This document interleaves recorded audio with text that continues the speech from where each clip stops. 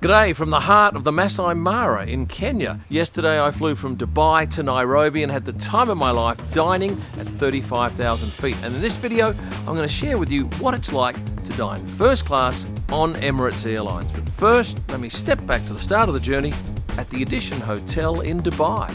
Well, after one night at one of the most beautiful hotels I've ever stayed at, the Edition, right in the heart of Dubai, near the beautiful Dubai Mall, which is quite sensational. So many great stores, eateries, just a joy to shop at. Now it's off to Dubai Airport for our flight to Nairobi. But before we get on that flight, let's take you up to the first class lounge, which I think is the best lounge in the world. This is very cool, very exclusive. How are you?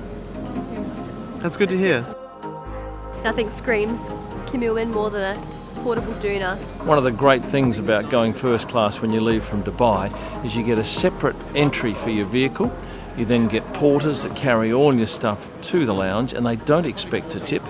And you've got a dedicated check-in area. It's a completely unique experience. I don't think, I'll stand corrected on this, that I've ever had this sort of check-in experience anywhere in the world. As an aside, Sterling Pacific have just sent me this box. Whoa, that is nice. They manufacture aluminium luggage for frequent flyers and pilots. Ta-da! Just the feel of the thing is very strong, very sexy. And what's in here? A little leather care kit because the handles are leather, nice pen, and a cleaning cloth. This is a very solid aluminium case. If you've got valuable stuff, this will protect it. The capacity is 35 litres. It does fit in an overhead locker. It complies with all the sizing regulations there. And overall, it just it reeks of quality. It's so easy to wheel, and it looks classy. Head to sterlingpacific.com and use the code KIM for $300 off. This lounge is quite remarkable in so much as there's a fine dining restaurant with plenty of seating capacity and a great menu. I've ordered the Wagyu burger. Tonya's got a salad. Tyler's got a burger, and Brie, what did you get? Ramen. Let's celebrate the end of the F1 season. After a nice lunch up in that lounge, we're now headed down here to gate B29. It was about a 15-minute walk, and we're on a Boeing 777-300ER, which stands for extended range. Although we're not going that far today, about 4,500 kilometres, I think. Now, Brie and Tyler are back here in the business class cabin. This is 232 in business, and it's ordinary. They have a much better business class on their A380, which is 121. But still, it's a 5-hour flight, and if there are two of you, as long as you get the window seats, you're fine. These ones here, you don't want them if you're a 1 or a 2. Well, this is first class on the Emirates 777. It's essentially the same seat as you get on the 380, except this cabin has a higher ceiling than the 380, but we don't get the toilet with the shower. It still has the little mini bar set up here. You get your little notebook and a pen, a basket full of goodies, and do they have my favourite? They do. I eat few things as tasty as these chocolate-covered licorice balls, but there are no overhead lockers. For my bag, I put that down here in the footwell normally, but because there's a couple of empty seats, we're able to use those for stowage of our bags. Yes, you get an orchid, a handful of cosmetics here. I've just been offered a welcome drink, and I've chosen a glass of Dom Perignon 2013. Is that a good one? Is there a bad one? As long as it's cold, I'll be happy. So I'm on the same flight as my wife, and that's not something that happens very often. Would you like one of my chocolate thingos? They're very tasty. Brie wants this. Let's give it to a present for Brianna. So good. So very, very good. Following the champagne, we were offered dates, Arabic coffee, and a hot towel. And now the thingo's pulling back, so we're about to head off.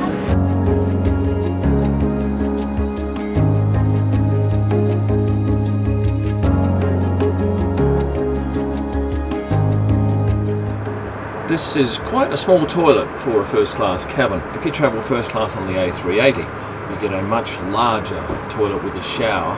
You do get cloth hand towels along with a couple of Bulgari scents. And there's combs, toothbrushes and moisturising lotion down here. In the front of first class there's this little area here where you can just come and help yourself to whatever you want with the likes of soft drinks, some very expensive cognacs, chips, sandwiches, and even some fruit. Out of interest, I've gone down to see Tyler and Bree and had a look at the business class menu. And if you have a look at the two different menus, you can see that the dishes that are on offer to business class are also in first class, but there's much more choice up the front. And we get to dine when we want, whereas back in business, you're forced to eat when they bring the cart down and serve everybody else. I've gone through the differences in the menus for food between first and business, but I've actually been lucky enough to see all of the different wines. So here's the champagnes. On the left you have first class, and on the right, business. White wines, once again, these on the left are for first class, these on the right are for business. Red wines, same again, and only in first class do you get offered a sticky or a port after dinner. If you're a chocolate fiend, you'll love this selection in first class, or in business class you get these two little bars in this little packet. And what about beer and soft drinks? Well, this range here is available to everybody on board. The only exception is that you get this Belgian beer in business and first. Oh, and did you note, no Coca-Cola. Emirates is Pepsi only. That doesn't make me happy. And for those of you unaware, your suite becomes self-enclosed by simply pressing this button on the armrest, and you have the whole thing to yourself. One of the great joys of flying first class is obviously the food, and on Emirates it's spectacular. Started off with this little taster, which is melon, dried meat and balsamic, and I love all three of those. That is nice. Then there was this, which I've already eaten, which was some feta and beans and other stuff. Next up it's caviar with all the accompaniments, but I never get enough of these. I need more. I love it. And the caviar is from Gourmet House. I've never been able to find a price for it. Well, that's my appetizer done. I've ordered the beef tenderloin, which is the same meal that Tyler had in business, which he said was very good. And one of the great features of this aircraft is these little lights that are embedded in the ceiling, replicating stars.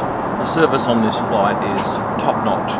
There are 3 people serving 4 of us in this cabin. Well, that was my beef done. I wouldn't order it again, my fault really. A little bit spicy, and I would have liked it medium, but I don't know how difficult it is to get a steak medium in the sky. Next up, some cheese and then some dessert. Another thing about dining in first class with Emirates is they always have more meals than they have passengers. So if you don't like your first choice, you can normally get a second one. Well, the cheesecake was interesting. It was a biscuity base with a bit of cheesecakey filling, and then some strawberries around the edge. Give that probably a 7 out of 10, but the cheese board's excellent. My favourite is this one, which is salty cheddar of some sort. Dining on board with Emirates first class flight is a bit of an experience, and I reckon this has probably taken up best part of 90 minutes of this flight, and it's a great distraction. Did I need all this food? Probably not. And what did I pay for this flight? Well, I think it was a couple of $100 US for taxes and some points out of my Qantas frequent flyer account. Some words of advice: if you're looking to get a frequent flyer seat using Qantas and Emirates, you're best doing it a year in advance, or when the seats first come out, or a couple of days in advance. And that's how this happened. I managed to find this seat a couple of days out.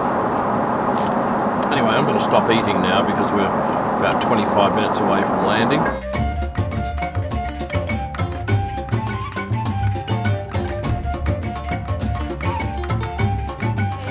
Thank you. Welcome to Kenya. It's a big step. What a great flight. Well fed, happy, noisy air bridge. A couple of kids behind me, and 21 degrees here at Nairobi. Oh look, we've got a first class bus. Wow, that's lovely. Well, these are the buses that they have in Dubai for first class passengers. This is nice. I'm a bit worried though, because these 2 young people here weren't in first class. I'm going to have to report them.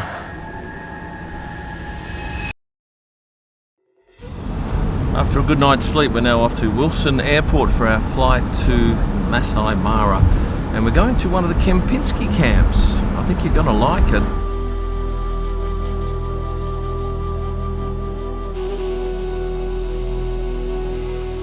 The first thing you do out here is identify your bags, and once you've identified your bags, they load them onto the aircraft. Oh, it's very low and very squashy, not like the Emirates 777 of yesterday.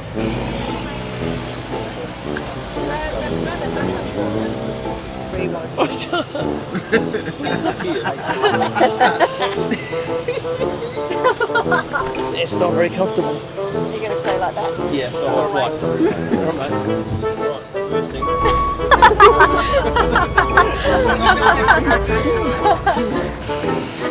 Who's still our flight? I'm going to sit on Bree's lap. Just here will do. Yeah. Is that Breezy? Good, Ton. I'll sit in the back. We're on board and ready to go now. There are 12 seats on this plane, of which 10 are taken. And it's about a 45-minute flight to where we are going with 2 pilots and quite a bit of luggage.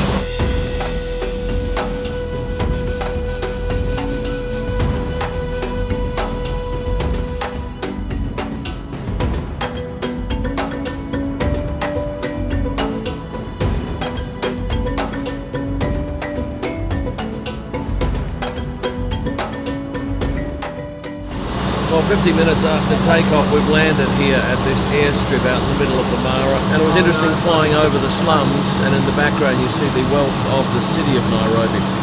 But we're here now, and what is quirky about arriving at a Mara airstrip are all of the 4-wheel drive vehicles waiting to pick up their guests. It's a lovely feeling, and it's been some 8 years since I brought my family out here. Enjoy your stay. You're welcome. This is one of the best guides you will ever find in Kenya and probably the world. Paul Karui. I've seen this photo. Have a look. Yes, I see it. It's about an hour to our camp, and we're going to do a scenic drive on the way and see what wildlife we can see. But it's just a lovely day out here to be 25 degrees, plenty of planes coming and going, and tourism looks to have bounced back after COVID here in Kenya. Behind us here is a cheetah and its cub.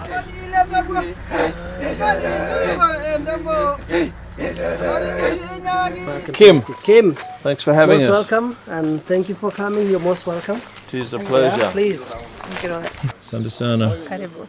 You can drop it on your way inside. Sure. Thank you.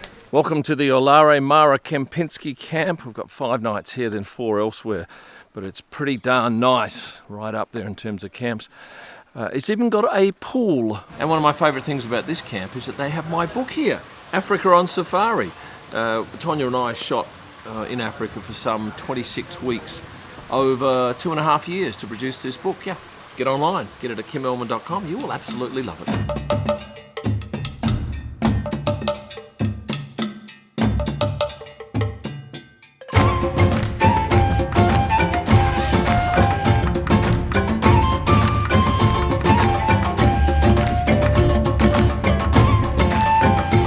The biggest bed I've ever seen. It's certainly bigger than a king size. And our view here is over some just natural bush. I'm told that at night we should expect to see hippos, giraffes, buffalo, and some other big game out there. But be very careful of the monkeys. Always lock our lock on the zipper. Right, now we've got lunch here, so I have to leave you. But if you've enjoyed the video, I'll invite you now to subscribe if you haven't done so. And like the video, and for all my F1 stuff and merchandise, check out these sites here. Thanks for watching. And stay passionate.